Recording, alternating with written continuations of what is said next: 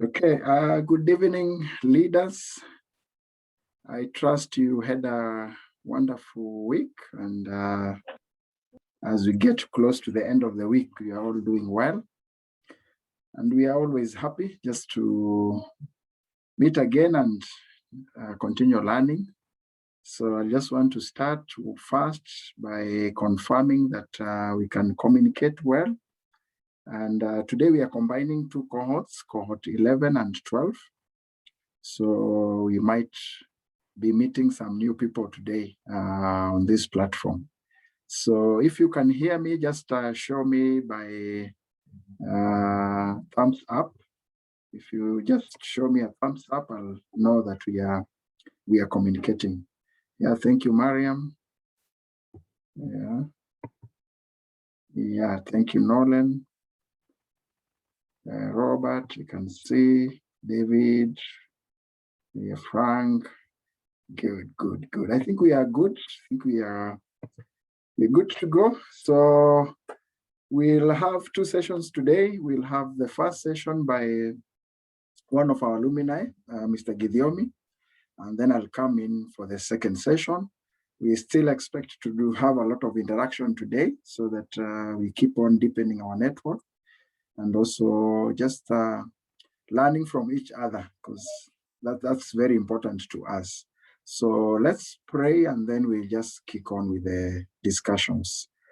Father, we thank you and we glorify your name for this opportunity just to be able to hang out as leaders, to be able to care for each other, learn from each other, and continue to sharpen each other, Lord. We are praying as we engage tonight, you will be able to guide our discussions, deepen our understanding, and may you broaden our knowledge and wisdom, especially pertaining to your leadership concepts, so that we may be aligned with the leadership that pleases you, O God. This night, as we continue with the discussions, we commit all to you and we are praying for successful discussions, and we surrender all to you. In Jesus' name we pray. Amen, amen, amen. Thank you so much. I'll just want to welcome you, all of you. And as we continue, we'll, as usual, continue to interact on the platform. And what comes out clear, let's just discuss on the chat, and then we'll be able to discuss on the platform as we continue. So last week we looked at the three categories of leadership. We also looked at the evolution of leadership, and we looked at the phases of leadership development. So I'm sure in terms of our knowledge, especially in this area of leadership, we are deepening our knowledge, but at the same time, we are also probably shifting our leadership style wherever we are, so that knowledge becomes more valuable, and also it translates to impact wherever we are, and even at our personal life.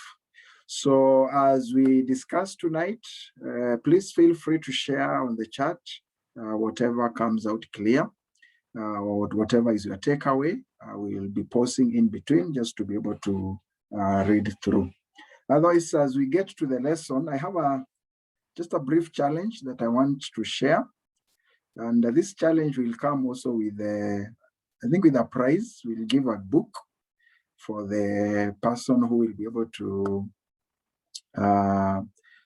able to undertake this challenge successfully. So this is a puzzle. It might be a challenge, especially if you have you're just using your phone. Maybe you might struggle a little bit to see the words. Those who are using the iPad and the laptop, maybe you might be able to see the words clearly. But it's just an attempt, and there's no wrong or right answer. We just want to interact as we start. So I'll display a puzzle on the screen, and then whoever will be able to get 5 words. 5 words. They are words that we have learned in the course of this program. So it's also a mode of a recap of what we have learned. So the first person to get the 5 words will be able to get the prize of the day. Yeah, so I'll just display the puzzle and then quickly share on the chat, just write on the chat and send. And then we see who will be able to get 5 words first, okay? So here we go. So this is the puzzle, leadership puzzle. Just identify 5 words from this puzzle and share it on the chat. I hope all of you can be able to see my screen. I trust you can see my screen. So let's go. 5 words, just 5 words. 5 words from the puzzle.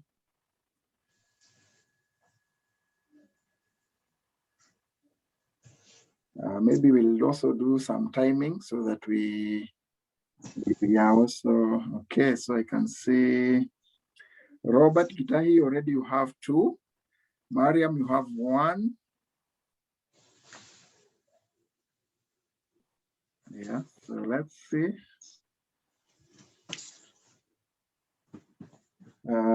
David, you have 1. Pamela, you have 1. David, you now have 2. Or I hope I'll be able to track, especially those who are sending in.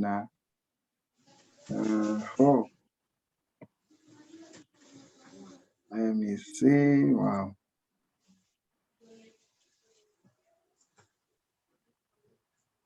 So help me to count also. If you reach 5, just unmute and tell me you have sent 5 because they are coming in bits. I think, David, you're having 3 so far, if I'm not wrong.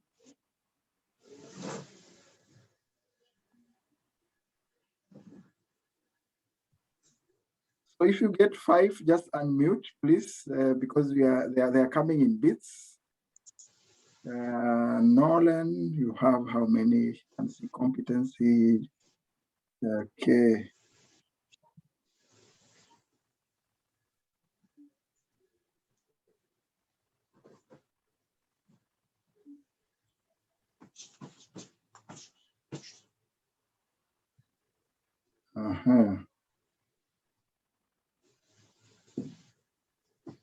So anybody who has gotten 5 in the next 30 seconds will stop the challenge. I can see David, you now have how many? Compassion, inspiration, competency, reach. I think, David, you are remaining with 1, and then I can see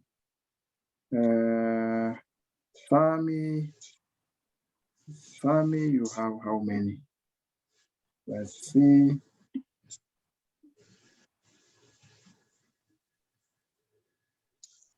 Yeah, I think I have 5, yeah.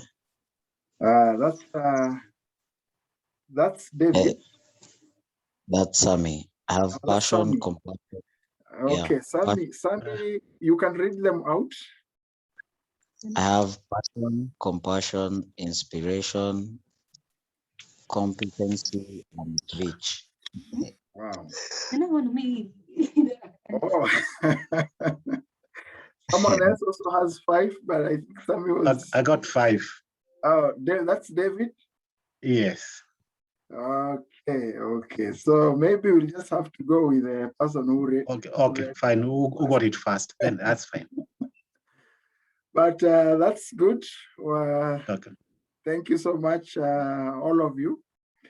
Yeah, we were just recalling the C's. You remember the 5 C's and the 6 I's. There might not be all of them, but just to refresh the words that are there. But I've seen a new word which I think I've not seen before. That is rich. Rich. I've not seen that word before, so it has come out for the first time in this class. But these are the words. We have influence, we have impact, leadership, inspiration, integrity. We also have intelligence, integration, competency, clarity, vision, conviction, compassionate, and character. But rich has also come out. So Sami, you are our winner for today. I hope Sami will make it for the retreat on 14th of August. If you'll make it, we'll present your gift on that day. But if you will not make it, then we can discuss on how you'll be able to get your book. Your gift is actually a book known as The Power of Your Gift, which I've authored. I'll be able to share that book with you on that day. Otherwise, thank you and congratulations to all of you for the good attempt. So now we just want to move on to lesson 9. And lesson 9 today, the cohort 12, you know Mr. Gidiomi, because we were with him in the last class. For cohort 11, we'll be meeting Mr. Gidiomi for the first time. He was in cohort 9 and he concluded successfully. So he's a civil engineer and he's also a chairman of one of the churches for men's in Deliverance Church, Nairobi, Umoja. So he's a person, I'm sure, who is vast on the issues of leadership. And as he takes us through this lesson, together with his own experience in terms of leadership, I'm sure we'll be able to pick quite a lot from this facilitator. So allow me just to welcome Mr. Gidiomi, just to take it up from here. Welcome, Mr. Gidiomi. Thank you, Joseph. Hi, leaders. Hi. Hi. Thank you. Karibuni. Today I'm in darkness. Our power has just gone off. So that's why I'm not able to put on my video. Because the gadget was properly charged, I'm sure I'll be able to go up to the very end. So thank you for this opportunity again that we are going to go through together. Lesson 9, the role of leadership, or the roles of a leader. Maybe before we delve into it, there is 2 sections of the scripture I wanted us to look, because also it will to reinforce the role of leadership more, and I'll be able to take you through. The first section I wanted to, or rather the first leader I wanted us to look at is this leader called Joshua. Joshua, you know, he's the one who took over from Moses at the plains of Moab after Moses died, and he's actually the one who led them into the promised land. And his main work was actually to conquer the enemy and also subdivide the land into the various tribes.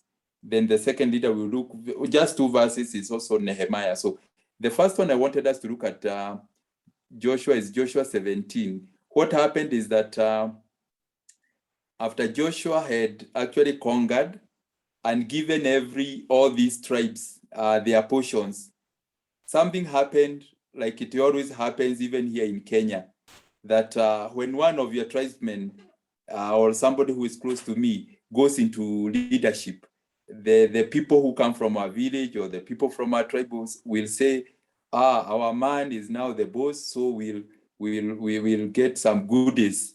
So actually, because Joshua, if you go to Numbers 13, you'll actually see Joshua, when he was doing the spying, he was actually picked from the tribe of Ephraim. So he's one of the, from one of the houses of Joseph. So when he was leading them and he subdivided the land, again, these 2 guys, the tribe of Ephraim and Manasseh, they came to him and said, and that's the portion I wanted as we see how he replied. Joshua 17, 14, they actually wanted more land, but we'll see how Joshua replied them. In 14, the people of Joseph said to Joshua, because now this is their tribesmen, why have you given us only one allotment and one portion for our inheritance? We are numerous people, and the people have blessed us. And the Lord has blessed us abundantly. 15, if you are so numerous, that is Joshua now answering them back, and if the hill country of Ephraim is too small for you, go up into the forest and clear the land for yourself. There in the land of Perizzites and Rephites, the people of Joseph now replied again, the hill country is not enough for us. and all the Canaanites who live in the plains have chariots fitted with iron, both those in Bethshan and its settlement, and those in the valley of Jezreel. 17. But Joshua said to the tribe of Joseph, to Ephraim and Manasseh, you are numerous and very powerful. You will have only one allotment. So that is the allotment that he gave, like anybody else, Simeon, Issachar, Zebulun, and all that. 18, he tells them, but the forested hill country as well. Clear it, and its farthest limit will be yours. Though the Canaanites have chariots fitted with iron, and though they are strong, you can drive them out. So what he is telling them, you have observed properly. Our enemies, the Canaanites, have those chariots, but you have what it takes to drive them out. Just like we drove all the inhabitants who were in this land before we came in, from all the way from Jericho up to where we are, and even all the land that I've already allotted you. So if you want extra land for yourself because you are squeezed, keep on clearing. You have what it takes. So that was the answer Joshua gave to his tribesmen, Ephraim and Manasseh. And we can see he displayed leadership. Then the other one I wanted us also to read one verse is on Nehemiah. Nehemiah 2:17. Nehemiah went back to his city of Jerusalem when it was burnt down after he got permission from the king. He found people are desperate in deplorable state. And then he told them, Nehemiah 2:17. Nehemiah 2:17 says, then I say to them, you see the whole trouble we are in. Jerusalem lies in ruins, and its gates have been burnt with fire. Come, let us build the walls of Jerusalem, and we will no longer be in disgrace. That is the benefit of building the walls. 18 says, I also told them about the gracious hand of my God on me, and what the king had said to me. They replied, let us start rebuilding. So they began this good work. So Nehemiah has told them the problem. They can also see it. They have been there for about 100 years since they came from exile. And then Nehemiah has already told them that they're in disgrace, which they actually accepted. And then once he told them that it is possible to come out of it, they actually agreed with him. And they're actually the ones who replied back, let us start rebuilding. So those are two approaches of the leaders that we are going to, they will come out in our today's lesson. One has that Sinaic approach. He's telling them, this is what I've seen, and this is what God told us, that we have this land up to this limit. Then the other one is, he is quoting for their teamwork. So that's what we are going to learn today, that the laws of the leadership. So Joseph, we can go to the slide number 2. So we are going to discuss what is the law of leadership, and we are going to see that the laws of a leadership, they are actually 4 according to our first source. The next slide. Franklin Covey. There are 4 roles of leaders, or the leaders play 4 major roles. And the first role a leader plays or does, he creates or casts a vision. Second one is executes a strategy, inspires trust, and 4, coach potential. So in the next slide, we are going to see more details about these 4 roles that the leader does. Casting the vision. Let's go to the next slide. Casting or creating a vision. Vision is telling the people, this is where we are going. So the leader will clearly define where the organization or the team is going and how they are going to get there. So even like the examples we have looked at, the leaders knew where they are going. And that's why they were able to paint that picture of coming out of their situation they were in, like the people who Nehemiah got in Jerusalem, they were exposed because in those early days, when you are in a city without walls, you felt exposed and you are vulnerable. Anytime the enemy wants to come, he will come in and devastate you. So when you paint, so a leader comes and paints a picture of where he wants to take you or to take the organization. So the leader takes people to where they have not been before. That, like a promised land. That's their promised land. That's what we have been yearning for, from slavery to where we are going to enjoy freedom, where, freedom and become what we have always desired to be. Number 2, execute strategy. The leader is able to consistently achieve results with and through others using disciplined processes. So the leader will come up with the processes on how to get to that vision. So the leader will, or even what we would call like chewable, processes. This is what you can be able to do.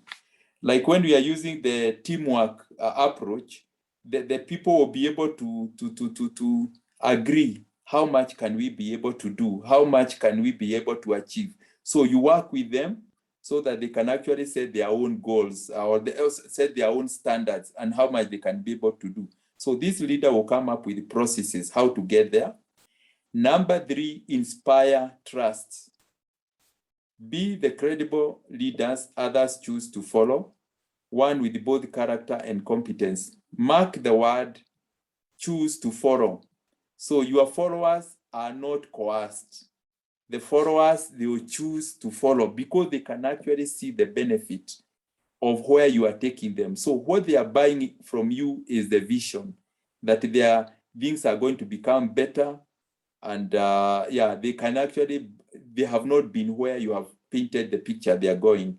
So they are the ones who willingly choose to follow what you have sold to them. Then number 2, remember what we said about the C's, character and competence. Character is somebody who's what he is consistent. He has a firm values, he doesn't change. So a man of character remains the same despite the hour or despite the season. He stands for those values. That's what defines him. And of course, competence is that he has the skills to achieve the desired results. Coach potential is number 4. Unleash the ability of each person on your team to improve performance, solve problems, and grow their talents, abilities, and potential. So a leader sees in people ability. He looks at people and sees people who it's like you have what it takes to move from where you are. If you look at somebody, even like the examples we have looked at, Nehemiah and Joshua, he knew the people who are able to conquer and get more land are not anybody else but yourself. All you need to do is have confidence in yourself. So what he is going to do, he is going to actually tell them the ability to get these results that you are desiring is in you. So that's why the leader is supposed to unleash. It's inside you. It's like how do we put it? Like a sleeping giant. You have the power, it is inside you, but you are yet to make it work for you. So a leader will fan kupepeta. I think we normally say ni kama kupepeta, that fire, so that we can get the heat. I think also Paul used that word with Timothy when he was telling him that you have something, but you need to fan it. You need to fan it so that you can become what God created you to become. So that's what a leader is supposed to do, to unleash the ability which is already inside the person. And also, I think what we are learning here is that ability is not outside you, it is within you. Then we have 1,000 ventures who again took 12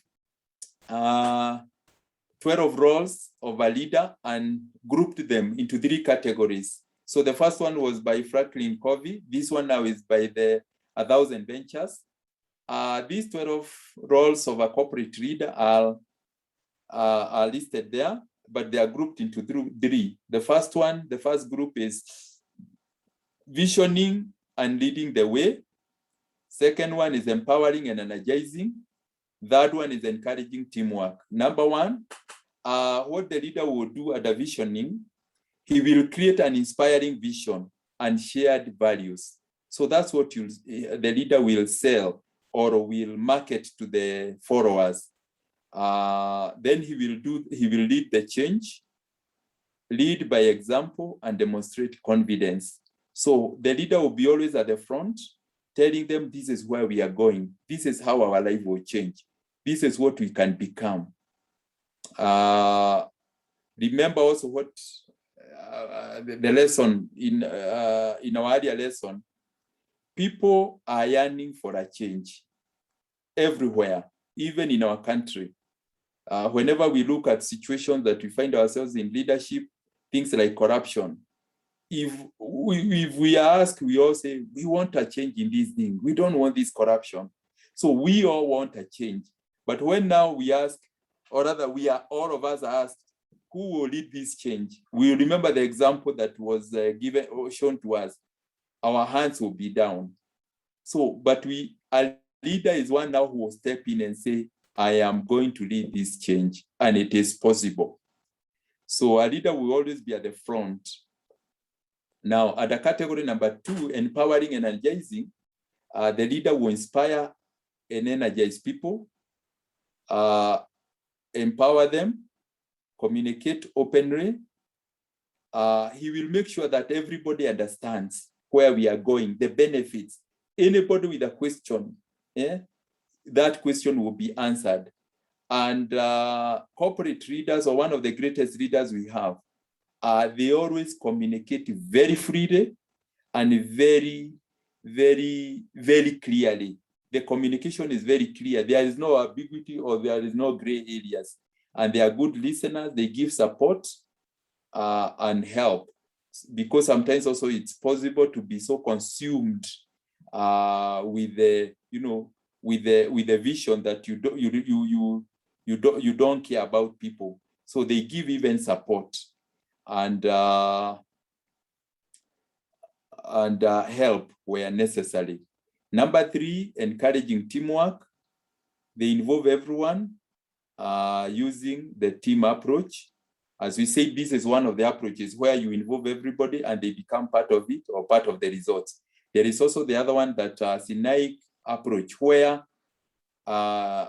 this comes from the book of Exodus, where Moses met with God and God painted the picture of how he is going to take them to the promised land. So there was no two way about it. He was saying, I have seen it, God has told me, and we are going there. We have what it takes. God is on our side. God is on our side and he will fight for us. So you just paint the picture and then people have to follow. Coach, bring out the best in your people, and then encourage group decisions. Monitor progress, but don't micromanage. So you allow people to make decisions, and as they move on, monitor how they are moving on, show them that this is, that's kind of a review. You are reviewing their progress. This is where we have reached, so that with the time also you keep on celebrating your successes, and they can actually see the benefits of where they are going. People are really encouraged when they see where you are taking them. So these 2 sources of the material that we are interacting with on leadership, that is Franklin Covey and the 1,000 Ventures, you can actually see they are closely related. Number 1 and 2, that is creating vision and executing the strategy, is actually what is discussed by visioning and leading the way for 1,000 Ventures. Then inspire trust is encouraging teamwork. Coach potential is empowering and energizing, encouraging your team to keep on moving on, that whatever is ahead of you is winnable. These categories are further broken to specific roles, the 3 of them. So under each role, we are going to see four activities that one can do. Under creating an inspiring vision and lead by example, we have the leader is supposed to create an inspiring vision, establish shared values and give direction and stretch the goal. So keep on telling people that it is possible. Show them that you can go beyond what you are even thinking. Like the leader we have seen, somebody like Nehemiah, he actually showed them that you can be, your situation is going to change. You paint that picture, and that's how he did it. And if you keep on reading the book of Nehemiah, you'll actually see that every family was involved in one section. And the Bible in chapter 3, they actually made sure that every family that built the wall, they are named in the Bible, that this built from here to here. So everybody was involved. There was teamwork, and then the goals, and even when there was opposition, Nehemiah kept on stretching the goals. So that's what a leader does. You don't get discouraged. You keep on pointing pointing the goals, or that this is where we want to end up. Number 2, you manage the change strategically. You create the change. So again, you tell them it's possible to move from where you are. You lead the change. You be at the front and overcome resistance. That is also one of the challenges that leaders face. When people are in a certain situation, we become settled. So it's the leader now who will tell them, no, this is not where you should have settled. You can have better, or you can live a better life than this. Number 3, you lead by example, be at the front, practice what you preach, set an example, and share risks or hardships. Remember, we said like the best sermon you can give is the sermon that comes from inside you. You have become like that sermon. So when you say it is possible to do this, you yourself, we can already see as a leader that the change is already evident in your life. And that's what happens. Good leaders you have already self-led yourself.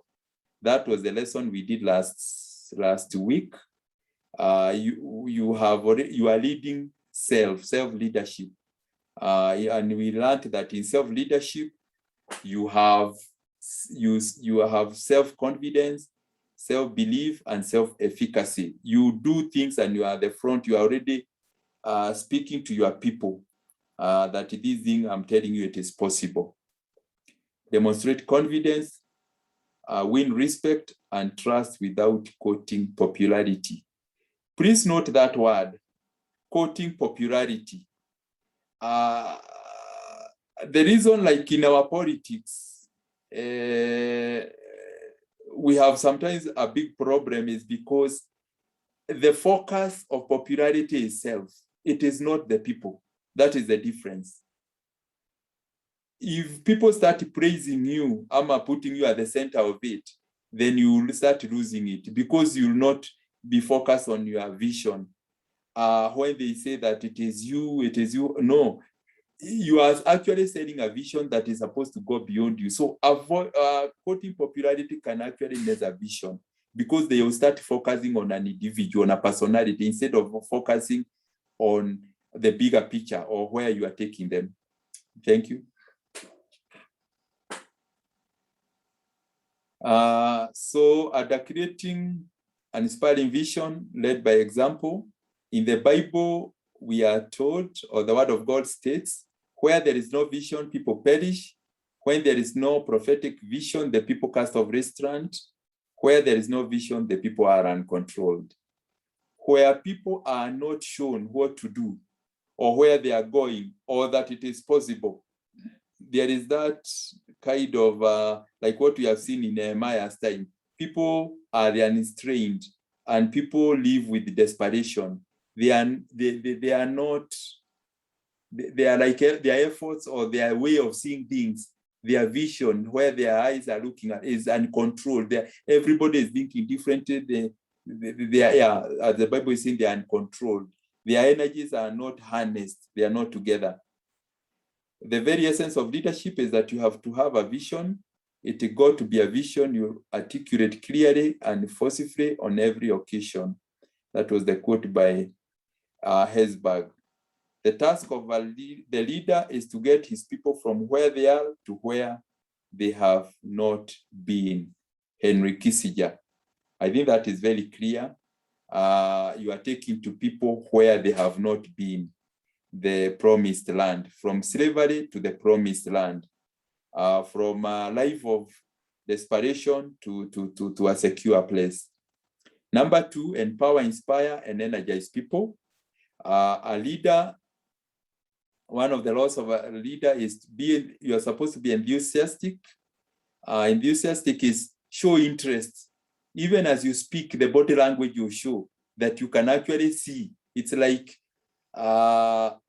when you are telling people that this thing I'm talking about is possible, they can actually see the hope even in your body language, that it's not a story. It is something that you are seeing.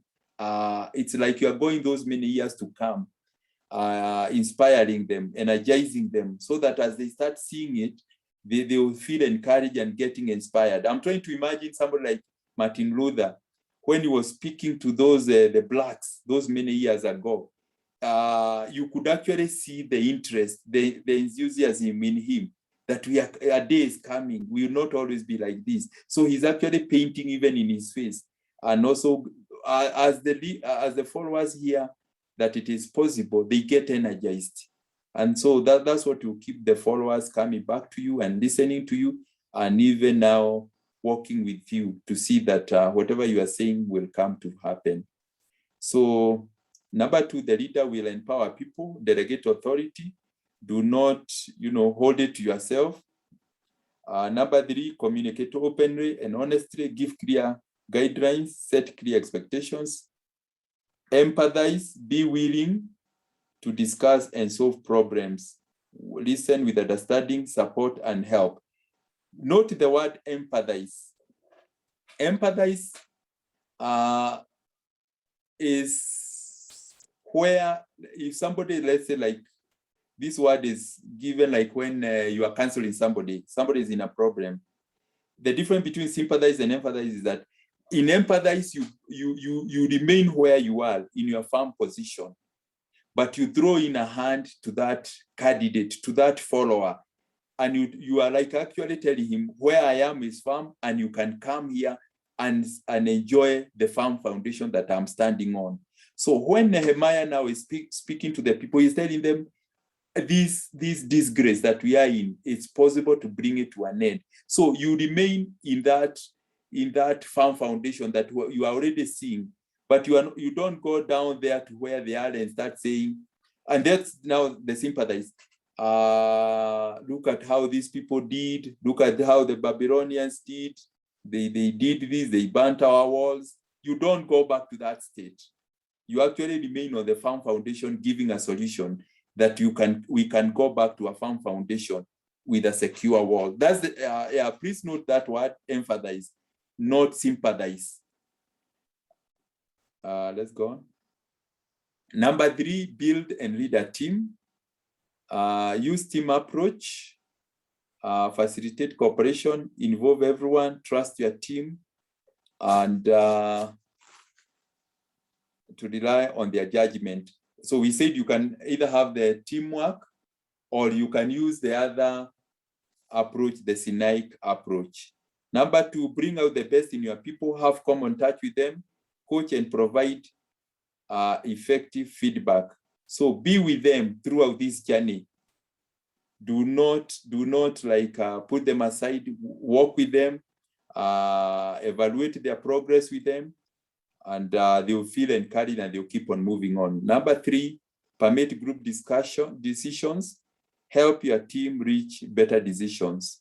So what we are saying is that they are coming up with solutions because, as we said at the beginning, the ability is inside them. So what as a leader you are trying to do, or the leaders, what they do, it is to unleash the ability that is inside the person. Number 4, monitor progress, but don't micromanage. Lead your team, avoid close supervision, do not overboss, do not dictate. Lead team assessment. So help them to go through that, assess themselves where they are, and as we said, let them keep on also celebrating the successes, and also evaluating where they are. They assess that this is where we have reached and this is where we are going. So in summary, whether it's a team work approach or Sinai approach, the leader forms a vision, then he plans the vision planning. He communicates the vision or declares this is where we are, what we are going to do or where we are going. Number 4, he executes the vision, tracks or monitors, then review, vision review, and then again the cycle repeats itself. That is what, in summary, is the role of a leader.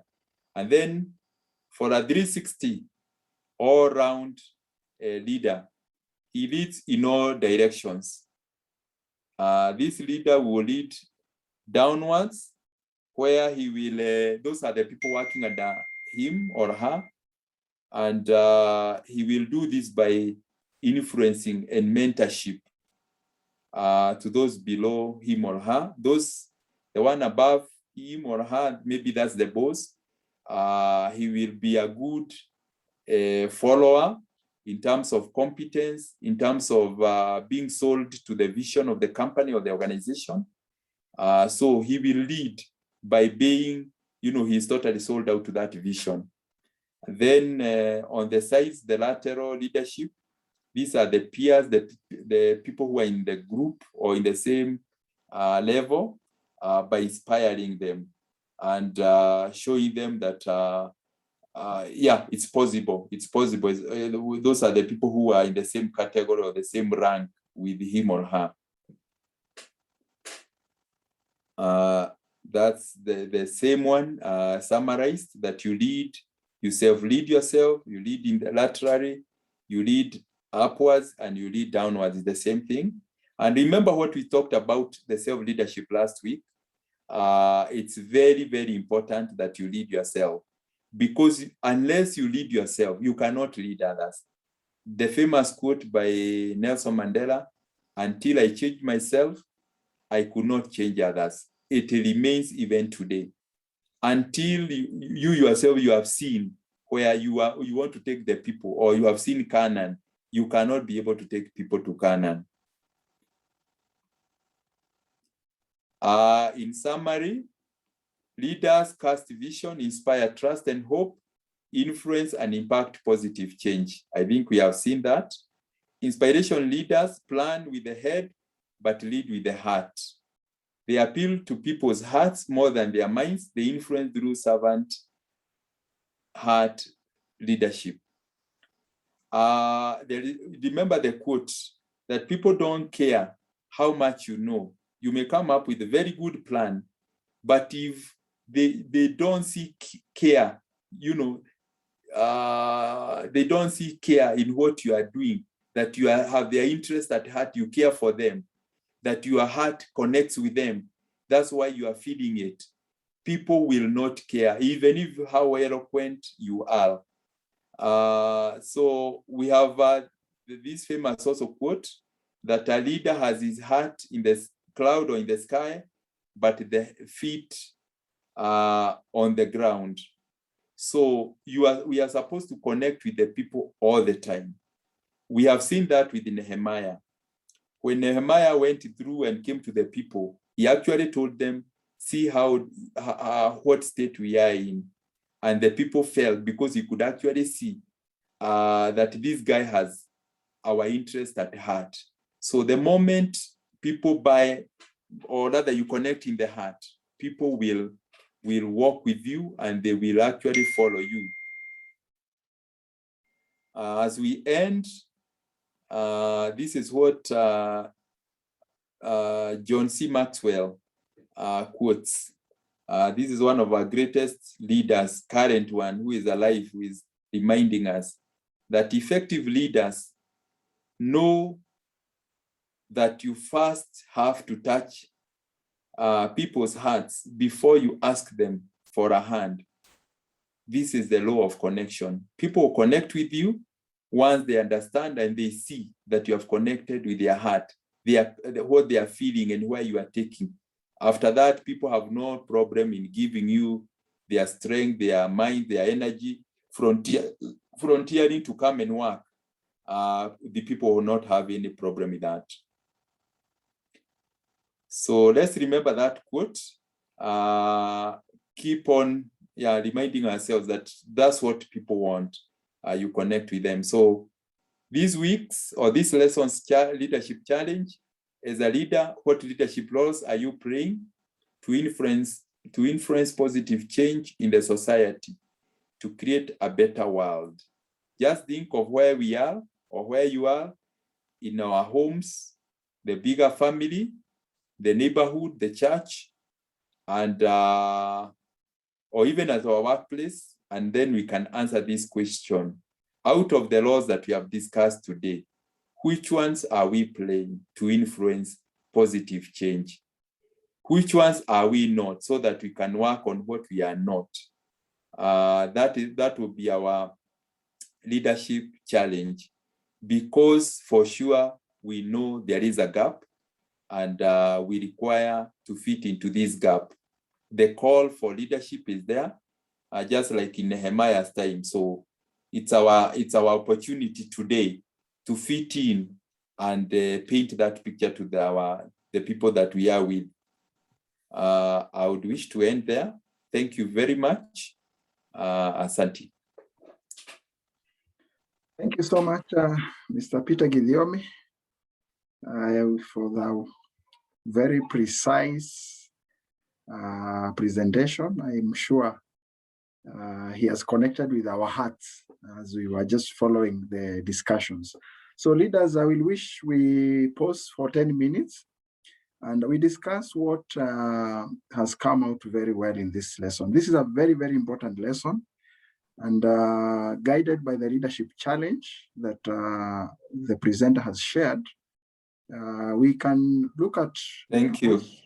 Yeah, thank you, Chairman. Thank you, Mr. Gidiomi. Asante.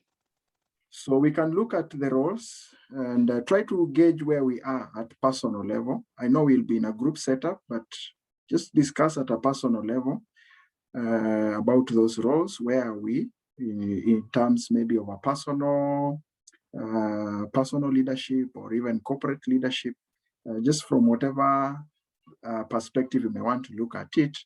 And also, what are the key commitments that we can make from these discussions as the way forward? What do we commit probably to improve? Which areas do we feel we need to put more emphasis on? Because I think this is a call that we need to hit to and intentionally just embark on working on some of those areas that can help us become better leaders. So we'll break for 10 minutes. We'll be in groups just to discuss on the subject of today. I know we have handled the book review, so because of time, maybe we may not be able to discuss the book review, but if you manage to get time to also highlight something on the book review, that will be good, but the focus will be mostly on what we have discussed in this session. So allow me just to set up the groups, and then we'll be able to move on for 10 minutes just to engage in the discussions. Yeah, I think we are good with that. So I'll open the groups, and then let's just move into the groups and be able to join for 10 minutes. Sawa?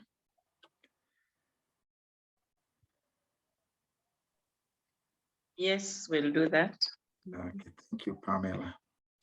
So 10 minutes, and then we'll come and discuss on plenary what we have discussed in the groups. Also take time to know each other, because I know we have mixed the two cohorts. So you can introduce yourself and maybe the profession and where you are also joining the class from as part of our networking experience. So please just in the group, and then let's continue with our discussions.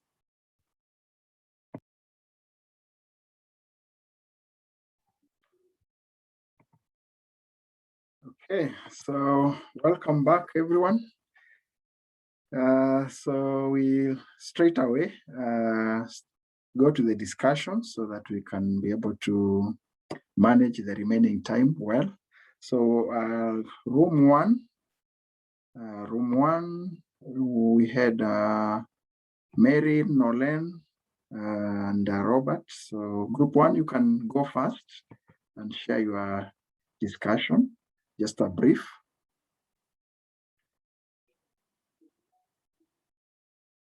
Room one, so whoever was guiding the discussion or whoever is doing the summary, please just unmute and share your deliberations.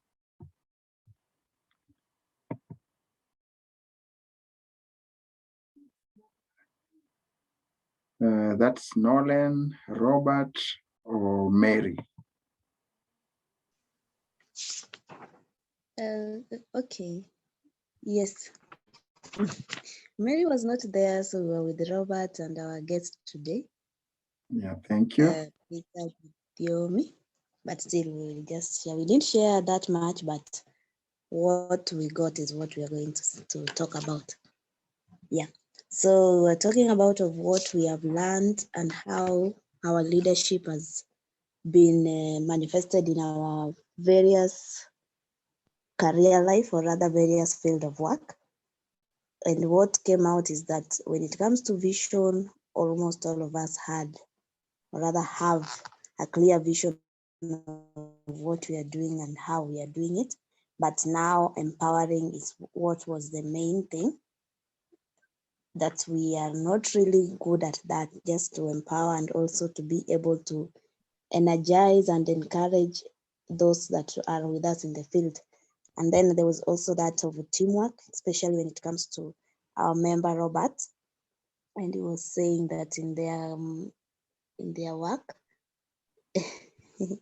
in their company, rather the management part of it, there is not that big of teamwork, because they can do something when it comes to the members, but when it comes to talking or reaching the management part of it, the heads, that is the heads of the company, it becomes hard. So they also have to work on that, just to be able to reach those who are higher in hierarchy, or rather higher in rank when it comes to the field that we are in. Yes, thank you. Yeah, thank you, Nolan, for representing room one. Let's move on to room two. David Macau, Frank Asava, and Sami. So just unmute and proceed.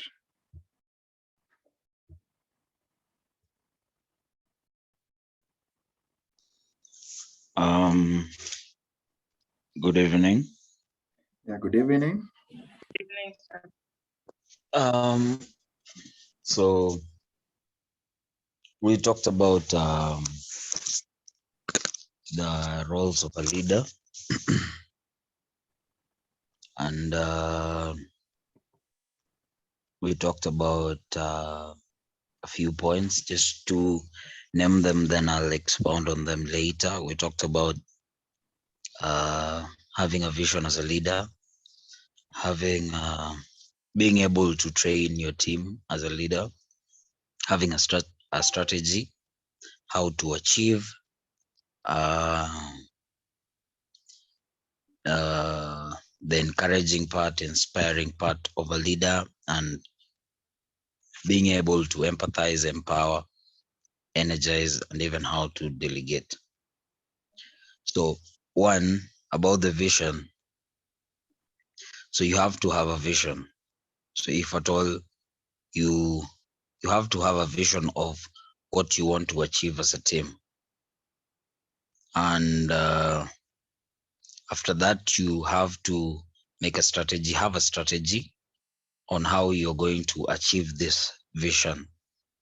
And part of that strategy, you need to know how you will train your team, the process that your team will go through, so that they also understand the vision that you are trying to achieve. So you'll go identify people that need to be coached. And there was an example in the team about a person tapping talent and nurturing it, taking it through a process that will make sure that the talent that you've tapped will be elevated to a higher level, so that you can have a better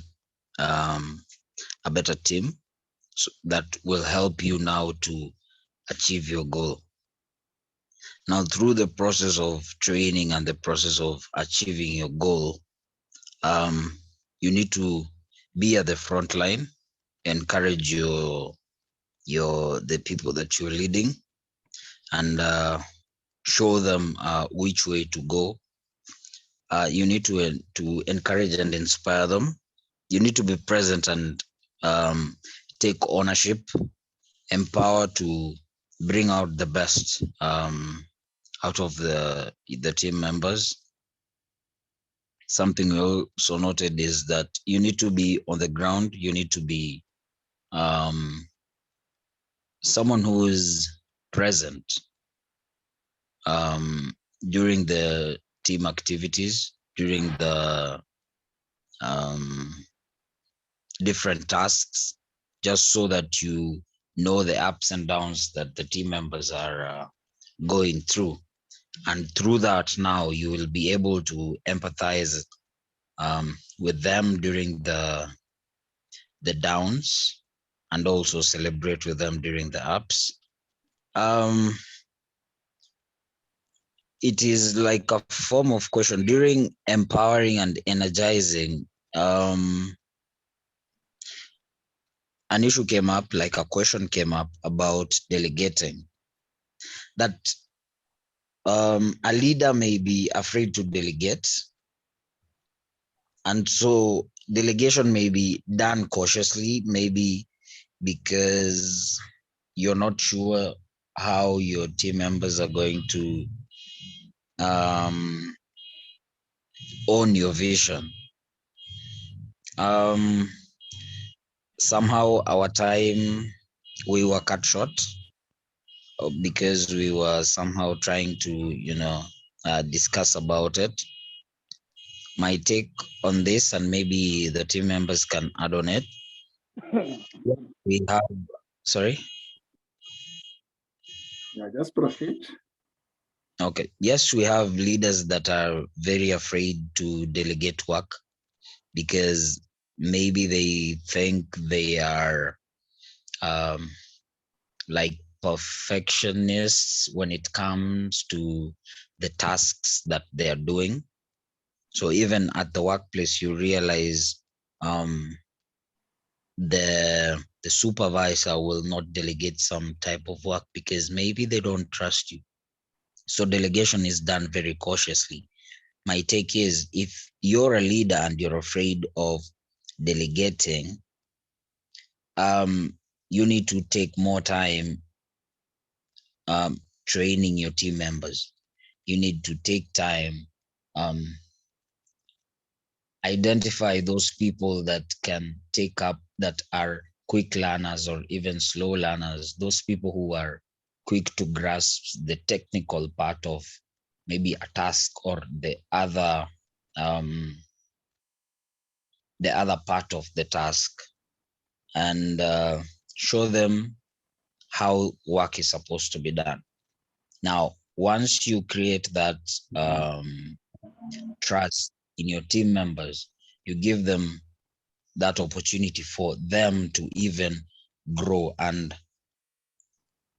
that is now empowering comes in, and you realize now that your team members have that passion to even do more, do extra time, and do more tasks. I think that's it. If I've missed something, maybe my team members can add. Thank you. Thank you so much, Sami and the team. Maybe because of time, we'll just move on to the last group, that is room 3, and then I'll make a comment from your discussions. So room 3, please just unmute and share your discussions. Good evening to all of us. Good This evening. is Mariam. We were me, David, and Pamela, and we had a lengthy discussion on this, the roles of leadership. And one is that it came out very clearly that this was really speaking to each one of us at our different levels of leadership, be it at workplaces and be it in the different categories where we work. And to start off is that one, we should be, we say that we need to inspire trust. Trust is very important. We need to choose, as we choose who are following us, that is on our character and competence. We must know that people are watching us, and hence we must be, we must inspire trust. We must let them trust us and also us to trust them, because it's not a one-way, it's a two-way thing. You have to trust and also to be trusted. And also, therefore, we need to also offer recognition that we are leading, and therefore we must step out of our comfort zone and also be able to even burn the midnight oil just to be able to lead people in the right way.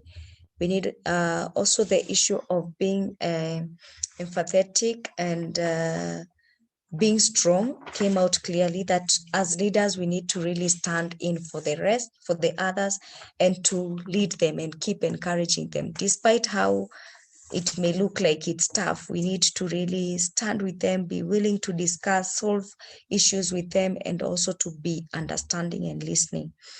We were also able to look at the vision part, that as leaders, we must be people with a vision.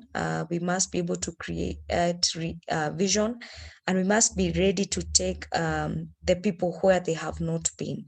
So when you are leading, you must understand that these people have very high expectation, and that they expect you to lead them to where they have not been. Hence the need for us to be like Joshua, just to always be positive. Despite whether we meet with giants, we must remain positive and know that we can be able to conquer and to lead people to the right place. Also, the issue, we were also able to look at communication, and we were seeing that many leaders have it's a thin line between being very tough. You may find if it is bosses at work, they are either very tough, or others are very lenient. And therefore, the communication is usually not very easy. It's not an easy thing as a leader on how you communicate, because you are leading people who are choosing to follow you. Hence the need for you to really know how to win them and communicate to them. But even as you win them, you're not very tough on them, that they are scared of you. There are people who can still approach you. At the same time, you have set out your goals very clearly. You have guidelines clear.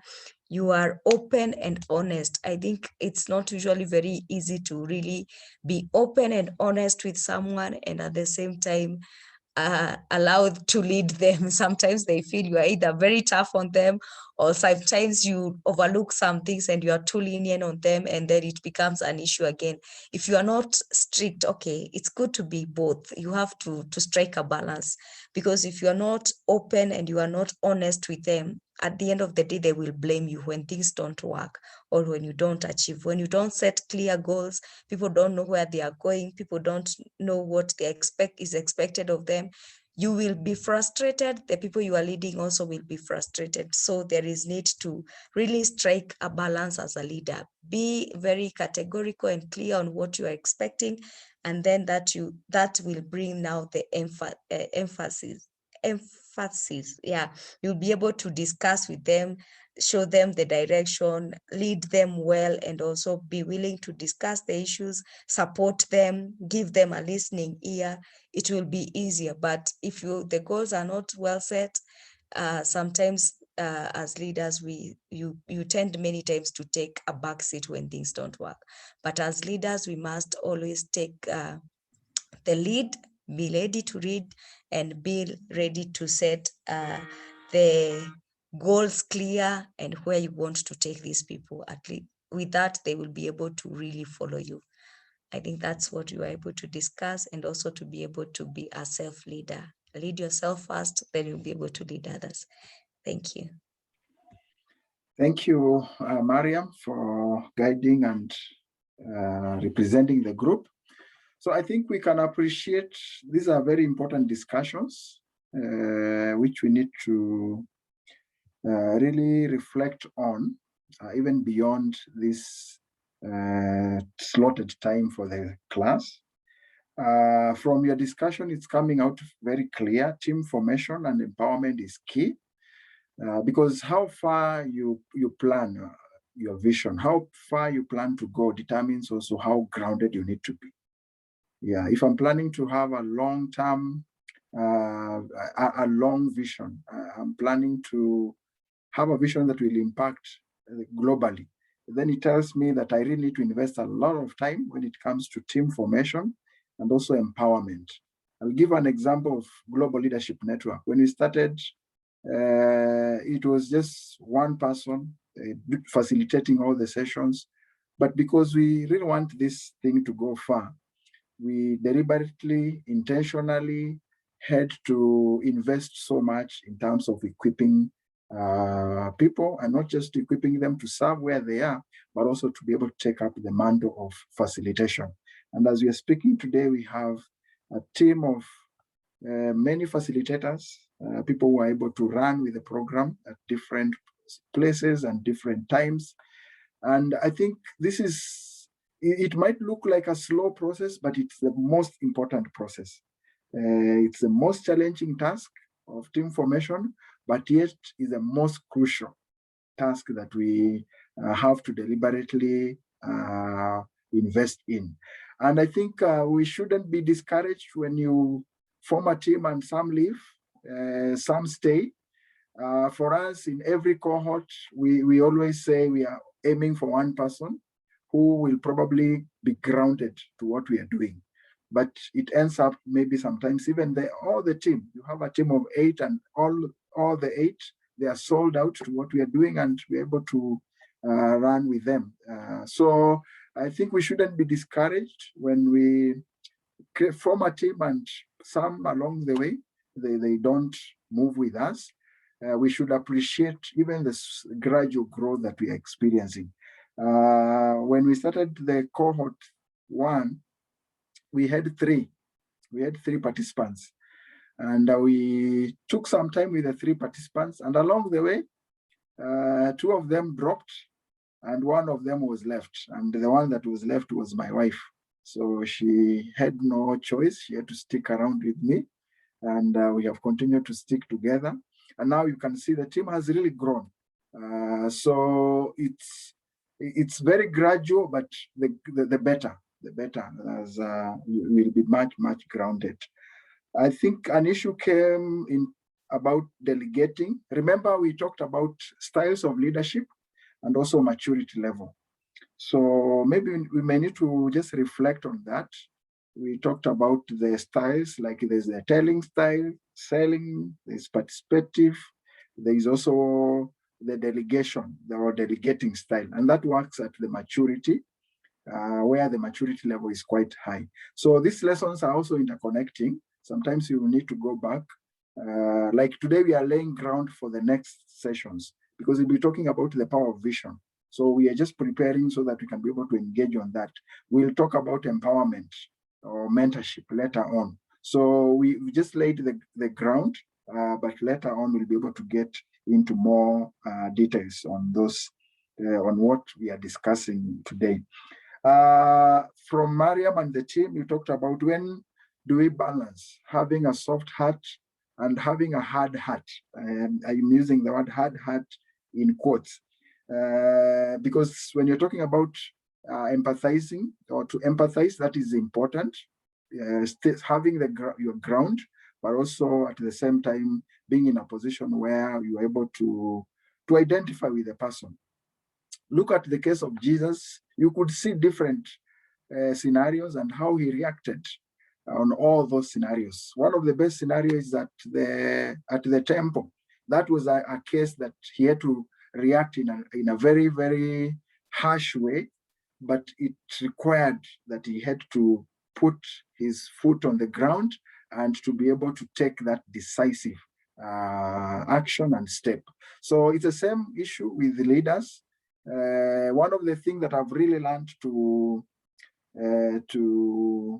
appreciate is the power of making decisions. Sometimes you have to make very, very hard decisions, but they have to be made. And I think for leaders, that becomes a challenge, especially where those leaders who like to just bring people together, which is a role of a leader. And we always like seeing people together. So when we have to say goodbye to someone, or when we have to isolate someone for some time, it becomes a hard decision. But in some circumstances, it happens and it calls for, so that you probably protect the rest, and you deal with the person in isolation and probably try to restore the person in isolation. So there are difficult decisions that sometimes you have to make, but at the same time, they are important because we are looking at the good of everyone, the good of the one that you are isolating, and probably the good of the people that you feel you need to protect. So the case of Jesus is a good example. Different people, different reaction, but he, at the same time, he could identify with all these teams, and he had a specific mission for all the teams and the people that he interacted with. So I think I just felt your reactions were very important, and will not rush over this. I think the most important is not just to finish the course in a very hurried way, but I think the grounding, how grounded we are, and how we are able to interact in the discussions is the most important. So we had planned to have 2 sessions, but I'm feeling if we start the other session, it might take another 30 minutes or so, which might go beyond our time.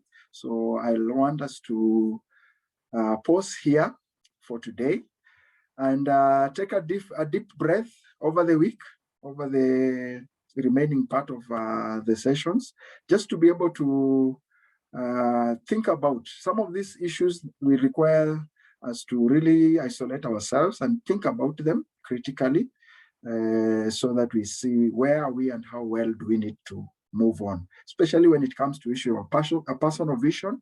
Where are you and how do you plan to move on? That is very, very important in these discussions that we're having today. So I'll mention something about the group discussions, because we'll be starting the group discussions very soon. We'll undertake a project which will guide you on how to do it. So just be prepared. And once we start the projects, we'll work in groups until to the very end of this program. So I'll pause there. I'll just open for maybe 5 minutes as we close. I know we have discussed as a group, but if there is something you may need to mention as your takeaway, I'll allow us just to spend the rest of the next 5 minutes just to share our takeaway, and then we'll be able to close. I can mention, maybe for the purposes of flowing in order, and if I mention, if you are okay, some of you might be on the way, maybe you're driving, so you may not need to chat, or you may not even be in a position to discuss or speak out. So that is also agreeable. But if you're in a position to do so, please just unmute and share maybe what is your takeaway and something that you feel we need to focus on and as we move forward. So let me start with on my left, I can see laptop. I don't know who I can't see the name, but just unmute and share your takeaway. Good evening. Yeah, good evening. Yeah, sorry, it's a familiar face, but I forgot to use a different gadget. Yeah, and I forgot to update my status. So I'm Bernard Mwangi, Cohort 7, an alumni. Mine is just to follow the statement that the chairman gave us some time earlier. Learn, unlearn, relearn, and learn. So mine is to give you more support. The journey is smooth and you'll make it. Just feel encouraged, be motivated, and I'm sure you'll be able to get to the end. You'll win the race, walk the journey, and take the faith. It shall be well. Thank you, Mr. Mwangi, for always being with us to give us moral support. We appreciate. Asante. Mr. David Macau, and then I'll move on to Mary if Mary is able to speak out. I know she was on the way. Good evening. Good evening, Mr. David. Yeah, thank you for the opportunity. Thank you for the lessons today and our guests. Up to this point, I just feel it's so clear.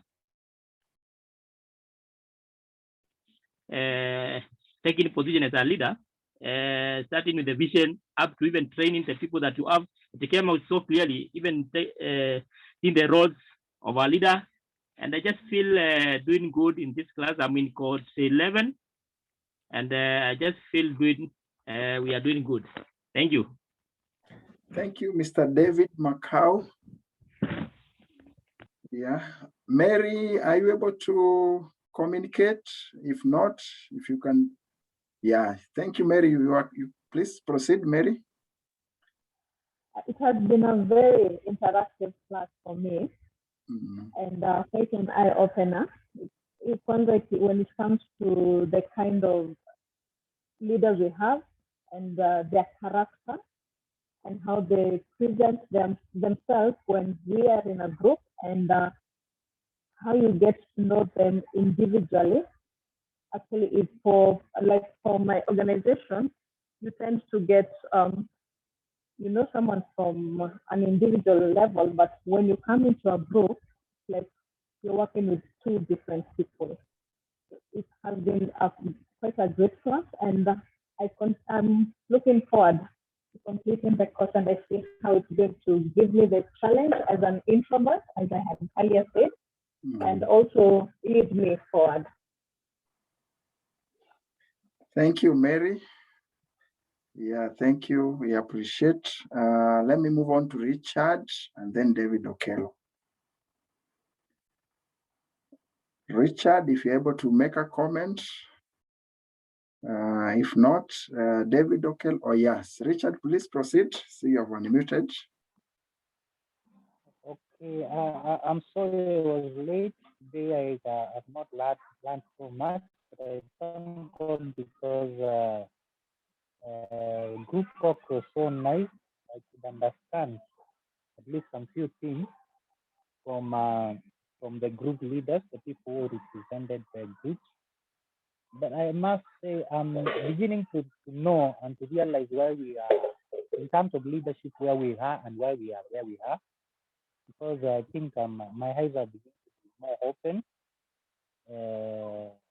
Because leadership to me is becoming more clear. It's not about the position, it's not about the name, it's not about where you are. In fact, like the statement which said now, leadership starts more. This starts where you are.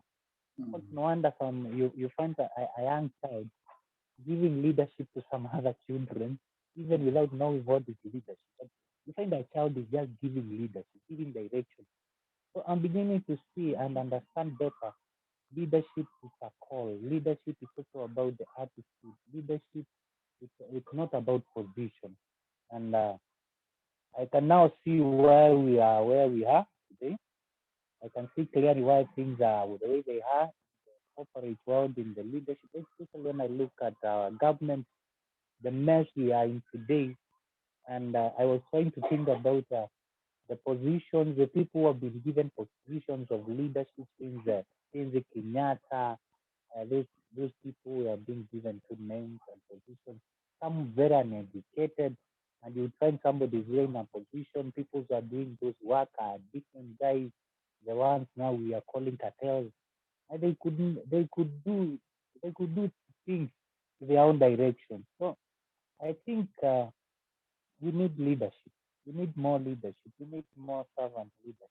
And I understand better now. Thank you so much. Wow, thank you, David.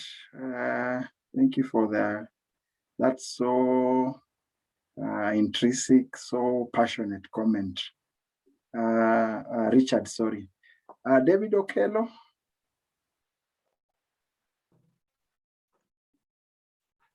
Good evening. Yeah, good evening. Yeah. All I can say is that I really appreciate today's session. I can say it has been quite insightful. And my take home from today's session is that as a leader, and also from looking of the stories of those leaders in the Bible, is that we all work best when we have a clear purpose of our work. And we are called as leaders into this role to shape and develop that vision in a way people understand, which also at the end excites them into wanting to be part of making it happen. While we are working as a team, we are going to shape our vision, our own vision, and the vision of the people working around us. So you shape it around what you and your teams need to contribute to the overall businesses. Another thing that I've learned is that as leaders, in terms of strategy, we need to translate that vision into strategy, then help people develop and detailed plans to achieve it. And I can say, what I've gotten is that it's not all about micromanaging everything. What is coming clear, it's about setting parameters for people to work within so that they can use their skills to make the strategy happen and bring the vision to life. The last one I can say is to develop myself as a leader starts with me. It starts with knowing myself and developing self-awareness. And as I need to understand the impact I have on others by doing what? By adopting a teamwork and also to listen to other people's feedback, evaluate it, and then take appropriate action towards the improvement of my leadership. Thank you so much. Thank you, David. Mariam, and then next will be Nolan. Thank you very much. Today's class was really inspirational for me, and as a leader in different capacities at workplace and most also at church, but mainly looking at the roles that I play as a leader, I'm really challenged today, and I have learned a lot that for sure, for one to be able to lead, you must connect the heart to heart with people, and then you just don't expect people to do things and you have not connected from the blues.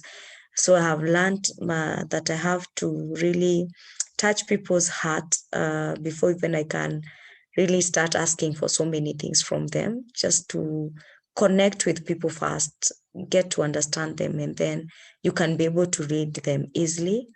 Then also to be able to stand firm, encourage them even when they don't believe in the vision that is there. Just encourage them that it will happen, and also to lead as an example that they can see and they can believe. Even as I talk, I'm not just talking things, and even as I carry myself around, it's not just a normal routine, but I have to keep hope in them, that as I lead them, there is hope that whatever we are doing, we are moving in the right direction. If the leader lacks the hope of what they are doing, then even no one will believe in it, and you will not go anywhere. And also, I should not be discouraged when people fall off on the way in some places. If you are a team, when some just drop off, I don't have to be discouraged, but I have to remain focused, remain aiming to the goal. You may remain 2 or 1, but remain focused to the goal. And also I need to really understand how to balance and communicate well, and also be ready to always make decisions as a leader. Making decision is very key, that I have to always make decisions, even when it's hardest to do. Yeah. Thank you. Thank you so much, Mariam. Nolan, and then Sami. Okay, thank you. I thank God for this lesson today. My take home is that a leader should not get discouraged. You have to encourage yourself, inspire yourself, energize yourself, and also when you do that, you'll be able to encourage those you're leading. Thank you. Thank you so much, Nolan. Sami, and then Mr. Frank. I think what my takeaway is just a leader should be able to empathize, have empathy. That will make you connect more with your team members, and from that it will be like a form of encouragement to them, because you are in touch with what they are going through, and so somehow that encourages them to do more at the workplace. Yeah. Yeah, thank you so much, Sami. Mr. Asava. Thank you very much, team. The lesson of today was very revealing to me on what to become of a leader and what a leader is made of. My takeaway is a leader must be someone willing to be courageous in the decision he or she makes, be able to boldly take steps that may not be taken by anyone, but be willing to step ahead and make key decisions with boldness, and encourage the teamwork of the people you are leading. Work with the team you are leading, be a part be a player in the team that you are leading, so that by you being part of it, you motivate and encourage those who are in your team to play along with you. So be courageous and be a team player. It's what I've taken out of these lessons. Be blessed. Thank you so much, Mr. Asava. We have next Robert Kitahi, and then Pamela. Good evening, leaders. Yeah, good evening. Today's lesson has been so informative. I'm really grateful. And my take-home message for today's lesson is that to be in a position to excel in the roles of leadership, of casting a vision, creating a strategy, inspiring trust, and coaching potential, we need to work strongly on our characters, competent, and we should connect it with people. So when we work on these areas of character, competence, and connecting with people, we can be in a position to very well excel in this role of leaders. Thank you. Thank you so much, Robert. Then we have Pamela.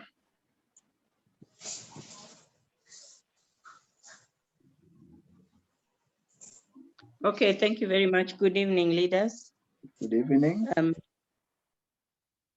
Okay, I've listened to my colleagues, and I think I have also enjoyed their discussion.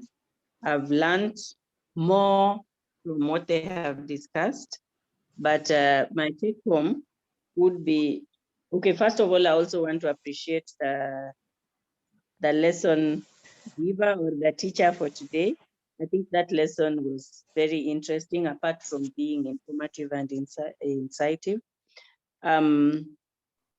My takeaway is that as a leader, I should demonstrate confidence to win respect and trust without courting popularity, because this would mess a vision if I court popularity. And what I realized, or what that immediately came to my mind, is the way our politicians operate. And many of us sometimes slip into that. And I would want to be careful not to try and court popularity, even as I lead in my area. Thank you very much. Good. I think I've really enjoyed the discussions, just following through from the presentation by our facilitator and the discussions. And I'm so blessed, I'm enriched. And we always say a leader is a perpetual learner, so we are always learning. And from what you have shared, I think heart-to-heart connections are important. That because when you connect to the heart, then every other part of the system is able to cooperate. And I think in team formation and in vision formulation and implementation, basically there are no quick wins. There are no quick wins. It's a matter of process, which comes with a lot of patience, a lot of investment. Sometimes you might feel as if you're moving slowly, but when you compound, later on you will realize you're able to do much. For Global Leadership Network, we're able to do much now. But in the initial stage, we looked like we are moving very slow. But now that we have invested in people, then people are able to actually compound the impact out there. There are so many organizations that are benefiting now from what we are doing. So there are no quick wins. Let's flow the process, appreciate the process, and most importantly, this will be my punchline for today. A leader should be immune to both praise and criticism. A leader should be immune to both praise and criticism.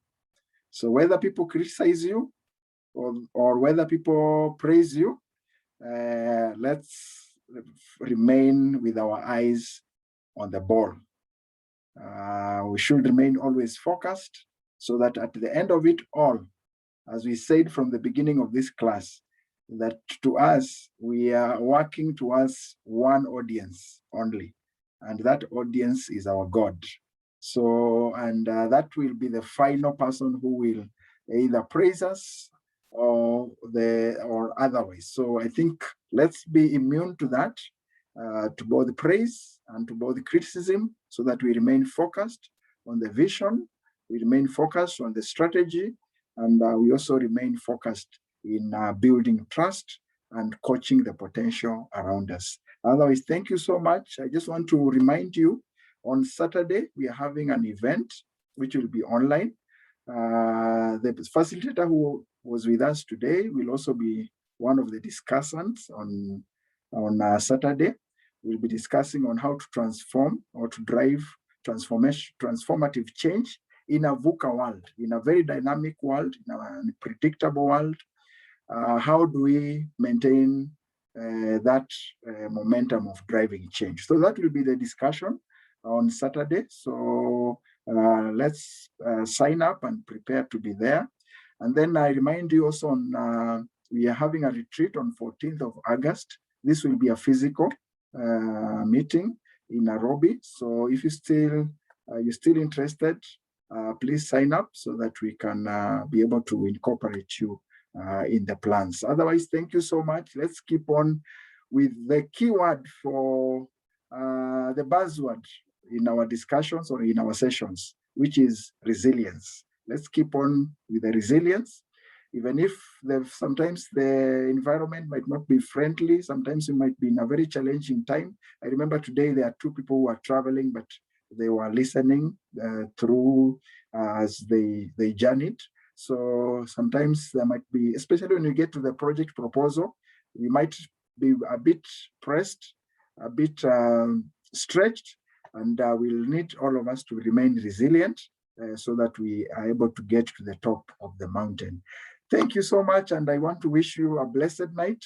Mr. Peter Gidiomi, we appreciate your presence and the facilitation style really connected with your heart, and we're just so grateful for what we have experienced this night. Thank you, Joseph, and the team, even for that opportunity that you gave me. Thank you. Okay, so thank you, everyone. We can unmute and share the words of grace together as we call it a night. May the grace of our Lord Jesus Christ, and the love of God and the fellowship and of the the Holy fellowship of the Holy the Spirit Holy Spirit Spirit be with us now with us now Now, and forevermore. forevermore. Amen. Amen. amen. Have a good night, everyone. Thank you. Good night. Good Good night. night. Good night.